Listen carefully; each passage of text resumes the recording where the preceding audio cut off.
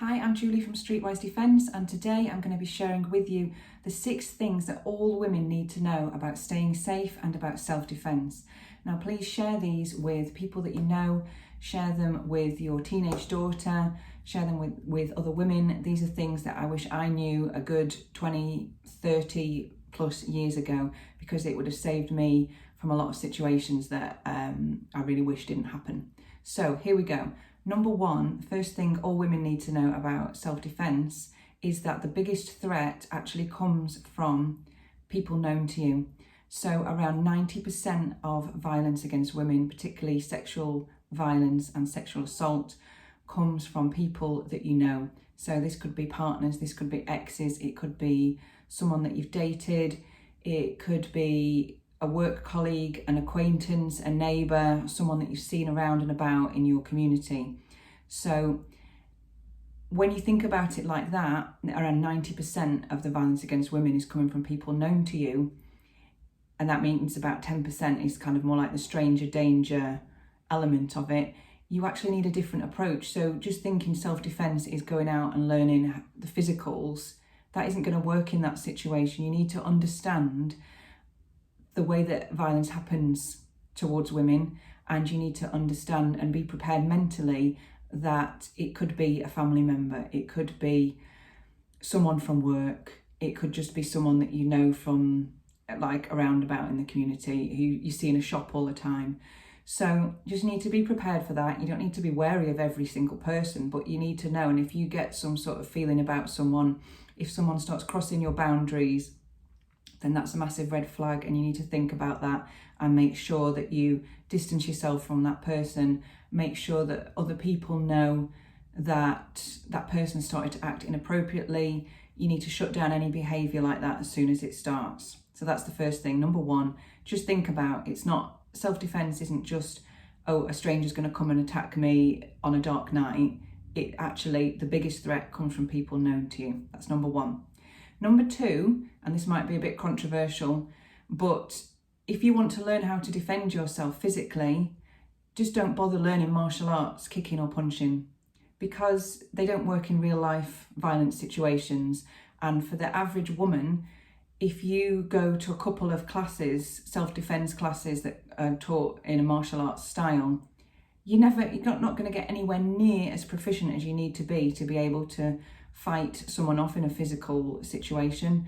Also, in a real life violent situation, there's no rules of engagement. There's no time to think about which wrist lock you're going to do, which manoeuvre you're going to do. If the punch that you've just learned how to punch is going to connect with someone, it's not. So, there's a lot of people out there, a lot of martial artists teaching self-defense, and I do believe they're doing it in kind of from a good place.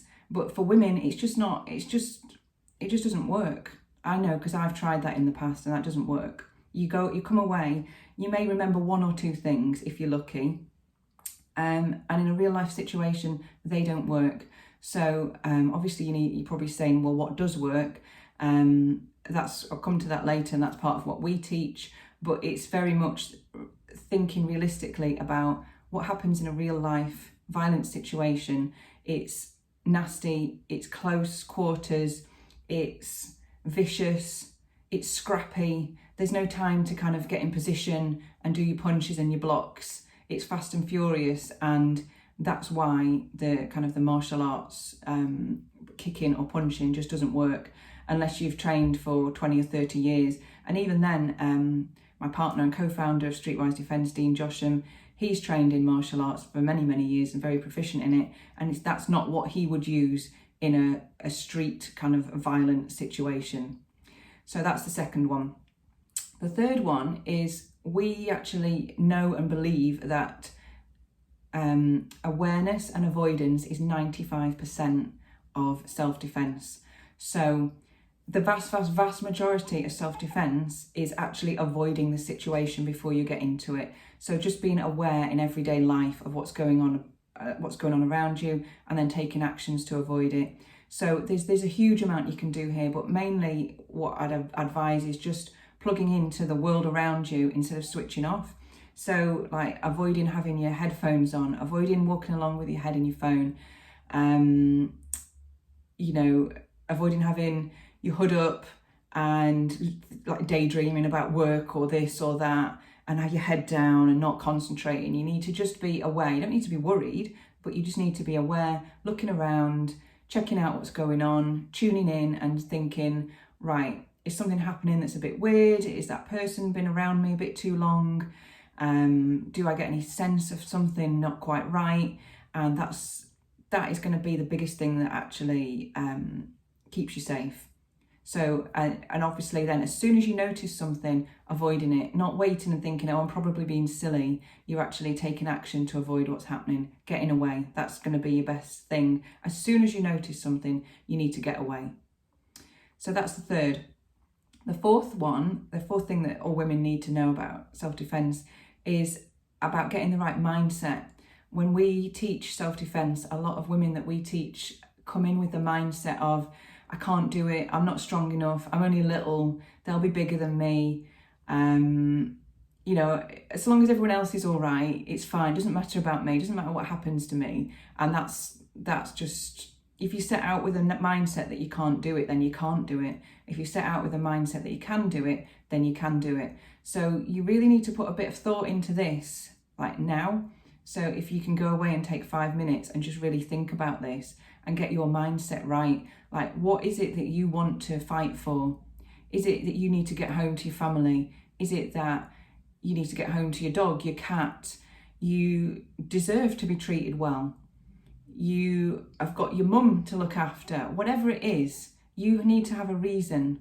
And that reason is what is going to keep you safe, because you need to know that you are worth fighting for. If someone is attacking you, you need to switch into this kind of like fierce warrior, like lioness mindset, where you actually know and believe that you are worth saving, and you know and believe that you can do anything, because you can do anything. People have done some like incredible things under pressure, and it's something we cover in one of our courses. It's called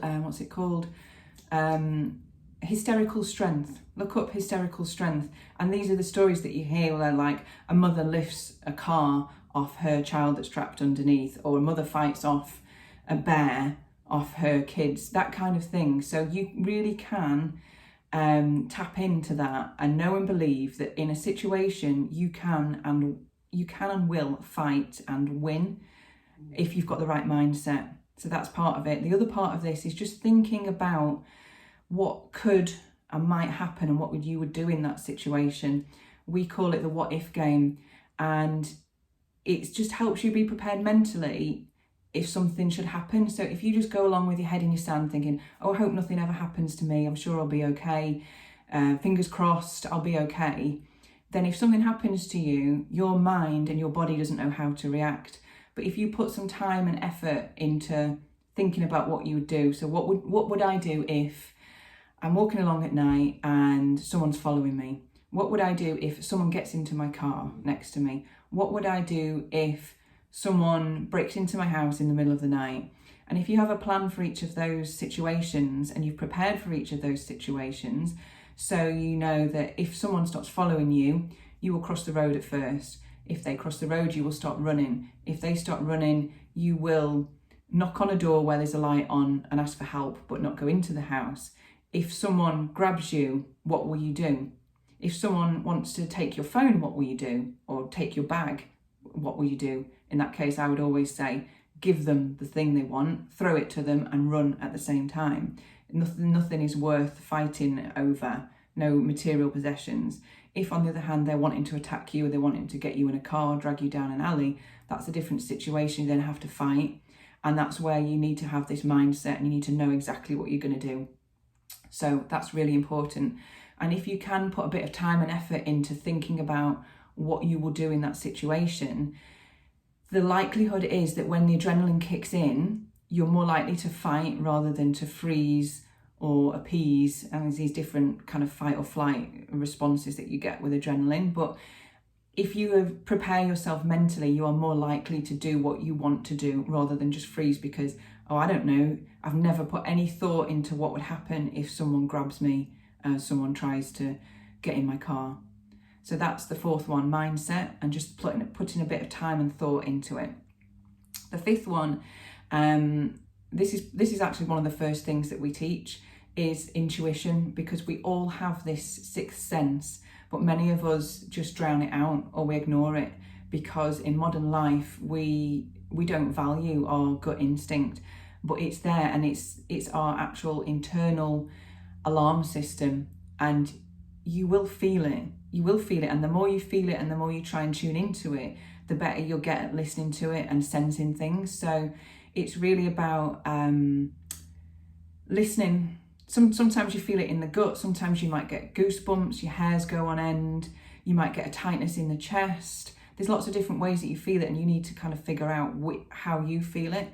But if something is not right, you will sense it. If there's someone and there's just something off about them, you will sense it, you will feel it. If there's an environment that you're in and there's just something off about it, you will feel that, and you need to act on it straight away. So that is huge. That's like one of the biggest things that you can take away from this. Never tell yourself you're being silly. Just get away from the situation that you're in. And it doesn't matter if you were wrong, but it's better to get away and be wrong than stay there and be like, oh, I'm sure they're a nice person, I'm sure it's nothing to worry about, and then something happens. So intuition was number 5. And then number 6 is kind of linked to all of these, but it's behavioural red flags. So this is kind of linked back to number 1, where the biggest threat comes from people known to you. There are little subtle changes in people's behaviour, and there are little red flags, again, linked to intuition, linked to awareness, that you can pick up on. So if someone starts paying you a bit more attention than normal, if someone starts walking the way home that you walk home, they start sitting having their lunch with you, they start asking you a few more questions, or they compliment you, or maybe they've always been very friendly, then they ignore you and they're distant, and there's just something is off. It could be anything. It could be someone's behaviour, it could be someone's routines, it could be that someone that you know starts drinking and they've not been drinking before, they start going out, or they're defensive, or they're trying to control you, or they might start saying, oh, I don't think you should go out with that friend, or don't go and see your mum because of this or that. Those are all little behavioural red flags that you need to really look out for and be aware of, and adjust your behaviour accordingly. And again, just thinking about how you can protect yourself, how you can set boundaries, how you can make sure that none of these behaviours escalate into a situation where you're going to find yourself in danger.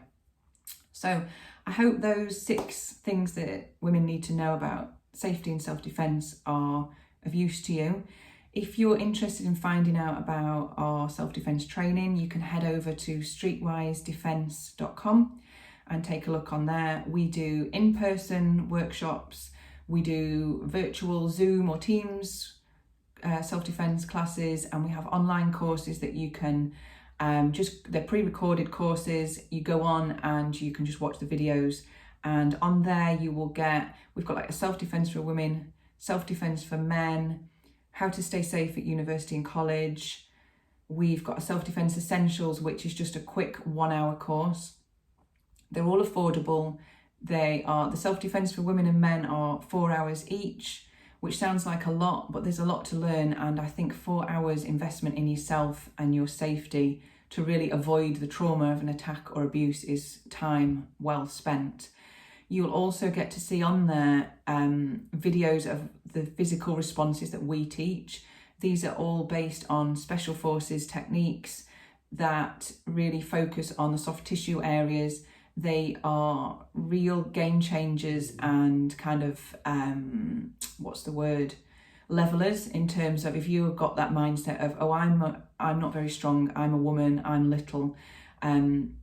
These level the playing field so that you will be able to defend yourself, and you'll be able to learn them quickly and easily. And then you'll see examples also of things like how to get out of a hair grab, what to do if someone's strangling you, how to deal with a situation if someone's got you on the floor, what to do if someone grabs you from behind. You'll see practical video demonstrations of that. You'll see me in the videos, me as someone who has never done any martial arts training before.